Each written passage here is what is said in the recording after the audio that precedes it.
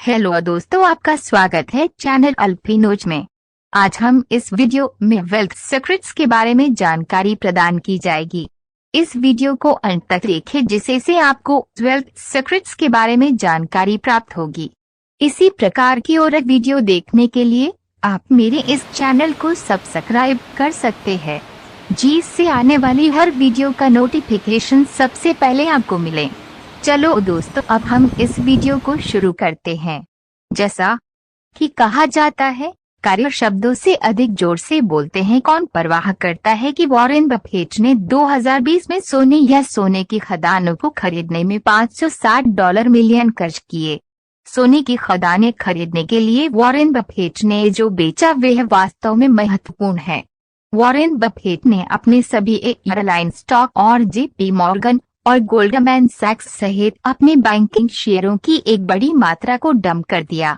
तो मैं विद्रोही जॉर्ज गैमन से जो सवाल पूछ रहा हूं वह है, मेरे और रिच डैड समुदाय के लिए इसका क्या मतलब है कि वॉरेन बफेट ने बैरीगोल्ड कंपनी में भारी हिस्सेदारी खरीदने के लिए अपनी एयरलाइन और बैंकिंग शेयरों को छोड़ दिया। वॉरेन बफेट के कदम हमें क्या बता रहे हैं?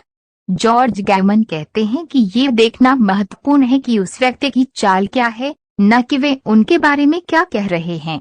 एक अनुस्मारक के रूप में वॉरेन बफेट वे व्यक्ति हैं जिन्होंने एक बार कहा था, सोना अफ्रीका या कहीं और जमीन से खोदा जाता है, फिर हम इसे पिघलाते हैं, एक और गड्ढा खोदते हैं, इसे फिर से दफनाते हैं और लोगों को इसकी रखवाली करने के लिए चारों ओर खड़े होने के लिए भुगतान करते हैं। इसकी कोई उपयोगिता नहीं है। मंगलवार ग्रह से देखने वाला कोई भी अपना सिर खुजला रहा होगा। जो बात इसे दिलचस्प और टिप्पणी करने योग्य बनाती है वह ये है कि उसी व्यक्ति ने सोना खरीदने के लिए बहुत सारे स्टॉक बेचे। यह स्पष्ट रूप से निवेशकों के लिए एक संकेत था, लेकिन ये क्या संकेत दे रहा था? क्या ये हमारी आंखों के सामने प्रकट हुआ धन का रहस्य था? इसलिए मैंने यह सवाल जॉर्ज गैमन से पूछा है, जो यकीनन अर्थव्यवस्था और केंद्रीय बैंकों के सबसे अच्छे शिक्षकों में से एक हैं जिनसे मैं कभी मिला हूं। जॉर्ज ने वास्तव में इस तथ्य पर ध्यान केंद्रित किया कि वॉरेन ने अपने बैंक शेयरों को छोड़ दिया।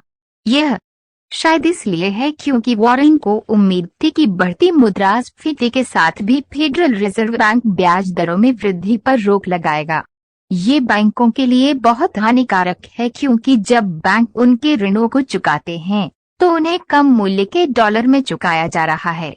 सरल करने के लिए, जैसे जैसे मुद्रास्फीति बढ़ती है डॉलर कम खरीदता है, जिसका अर्थ है कि डॉलर की क्रय शक्ति कम हो गई है।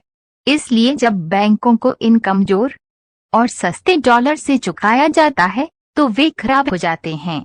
उन्होंने एक मजबूत डॉलर उधार लिया और कमजोर डॉलर के साथ चुकाया, और चूंकि फेड उन्हें ब्याज दरों में वृद्धि करने की अनुमति नहीं देगा, इसलिए बैंक अंतर की भरपाई नहीं कर सकते।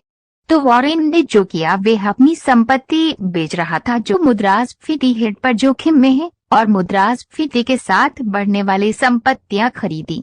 इसे बेहतर ढंग से समझने के लिए आपको ये जानना होगा कि मुद्रास्फीति के खिलाफ सोना एक बचाव या बीमा है।